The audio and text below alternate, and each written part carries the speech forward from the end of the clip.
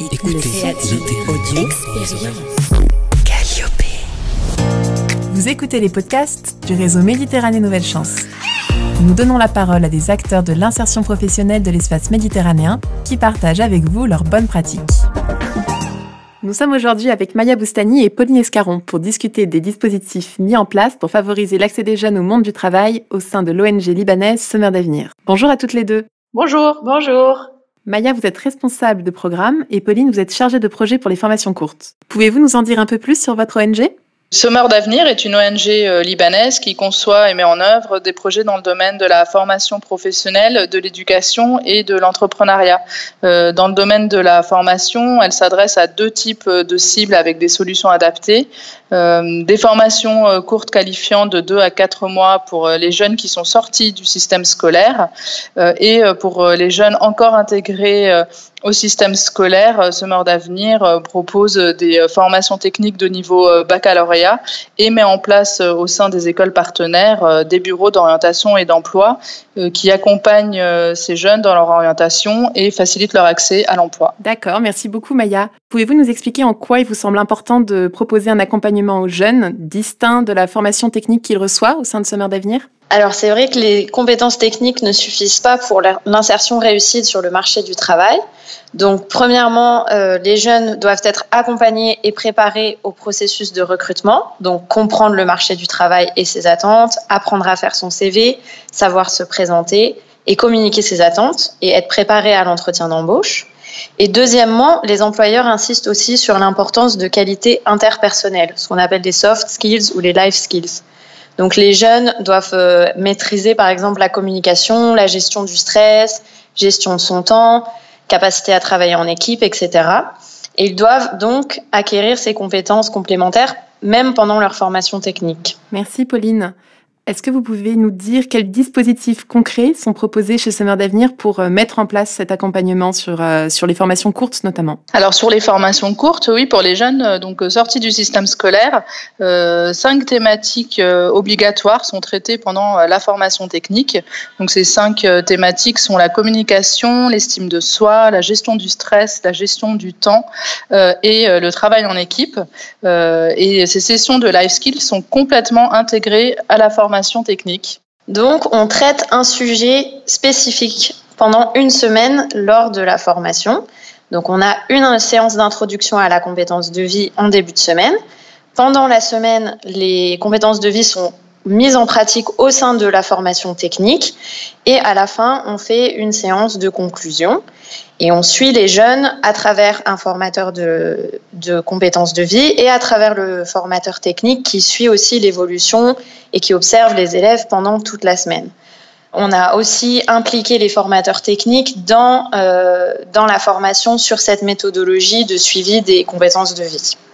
Et donc, en plus de ces sessions de life skills, en fin de formation, on a une session dédiée à la recherche d'emploi, à de l'aide pour faire son CV, savoir comment gérer un entretien d'embauche. Et enfin, on a un chargé de suivi et de placement qui accompagne et soutient les jeunes dans leur recherche pendant 1 an après la formation. Pour les jeunes dans les écoles techniques, donc qui eux sont toujours intégrés au système scolaire, au-delà de l'accompagnement dans leur recherche d'emploi, les bureaux d'orientation et d'emploi favorisent les liens avec le marché du travail pour que ceux-ci se familiarisent au plus vite avec ces codes et ces contraintes et rencontrent également des employeurs potentiels. D'accord, alors justement c'est un point qu'on imagine essentiel pour favoriser l'accès des jeunes au monde du travail. Est-ce que vous pouvez nous en dire un petit peu plus ? Comment ces liens sont favorisés avec les acteurs du marché de l'emploi ? Alors, dans le cadre des bureaux d'orientation et d'emploi, pour les jeunes diplômés des baccalauréats techniques, en plus des possibilités de stage et d'immersion longue, les bureaux d'orientation et d'emploi proposent de nombreuses opportunités de rencontres, donc des visites d'entreprise, des événements qui permettent aux jeunes de rencontrer les employeurs, notamment un forum d'orientation et d'emploi qui réunit les étudiants, les écoles techniques et les entreprises.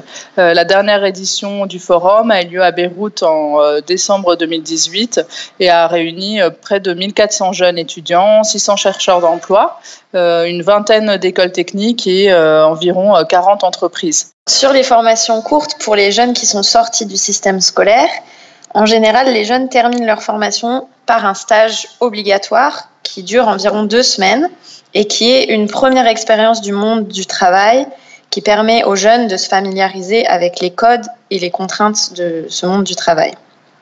Le jeune est suivi pendant son stage et Semeurs d'avenir demande à l'employeur un retour d'expérience sur les compétences des jeunes. Ceci suppose un lien de confiance établi avec ses employeurs bien en amont, on suppose. Quelles recommandations donneriez-vous à un acteur qui souhaiterait progresser justement dans la construction d'un tel lien avec le marché de l'emploi ? Alors, tout d'abord, il faut bien avoir en tête que les débouchés et les employeurs potentiels diffèrent selon le profil des diplômés.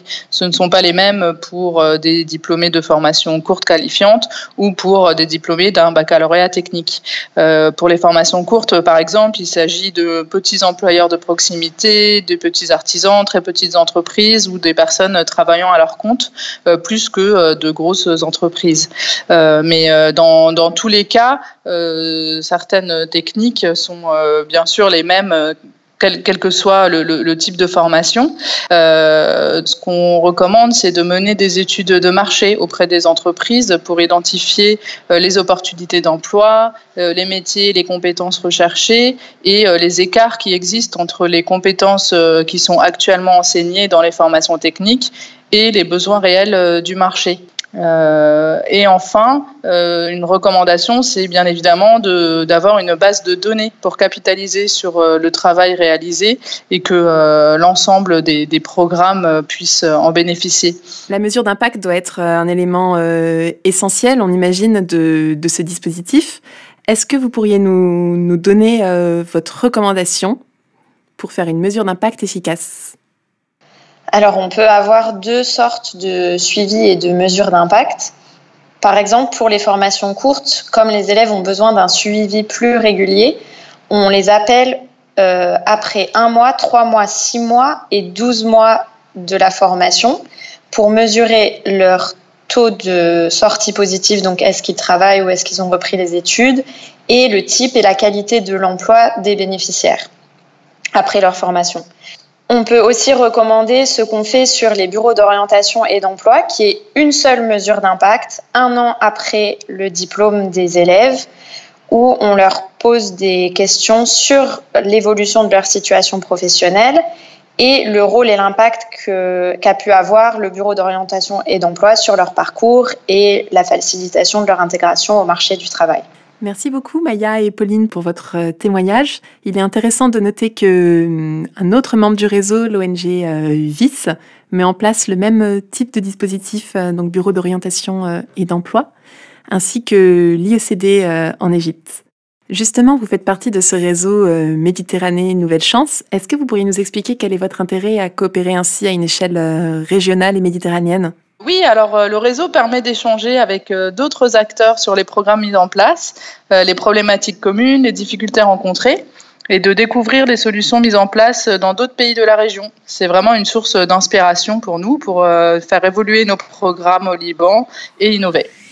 Merci beaucoup Maya et Pauline et on se retrouve bientôt pour de nouveaux podcasts du réseau Méditerranée Nouvelle Chance. Merci. Merci. Ce podcast a été réalisé par l'IECD et produit par l'agence Calliope.